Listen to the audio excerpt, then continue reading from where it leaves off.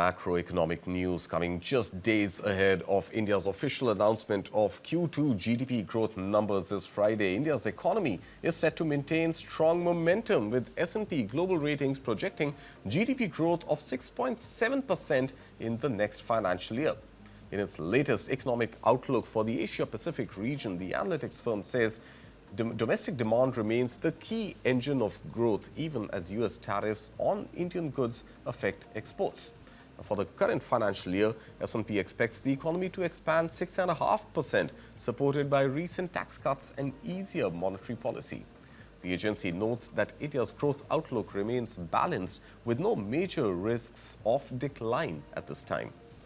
India's real GDP grew, remember, 7.8% in the April to June quarter of FY26, the fastest pace in 5 quarters, reflecting strong consumption and steady investment activity. The government will release GDP numbers for the July to September quarter 2 of this financial year on Friday, November 28th. Now, S&P says a possible trade deal between India and US could further boost investor confidence and support labor-intensive sectors.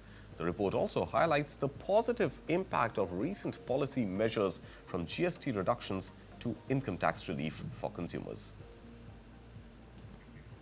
Meanwhile, the Reserve Bank of India has hinted at the possibility of another policy rate cut. RBI Governor Sanjay Malhotra said there is still room to cut rates even after the 100 basis point reduction earlier this year.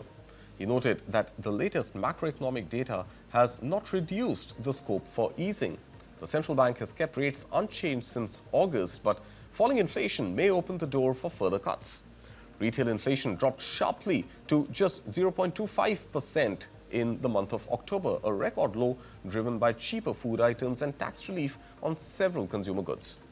But Sanjay Malhotra, the RBI governor, cautioned that it is still unclear whether the committee will act in the upcoming meeting, saying the decision ultimately lies with the rate-setting Monetary Policy Committee.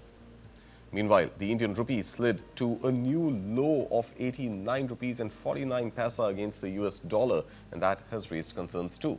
The currency has weakened more than 4% this year, making it one of Asia's worst performers. The RBI governor said the decline is part of the long-term pattern driven mainly by inflation differences. He also added that the RBI does not defend a particular exchange rate and instead focuses on keeping volatility in check so businesses can plan with confidence.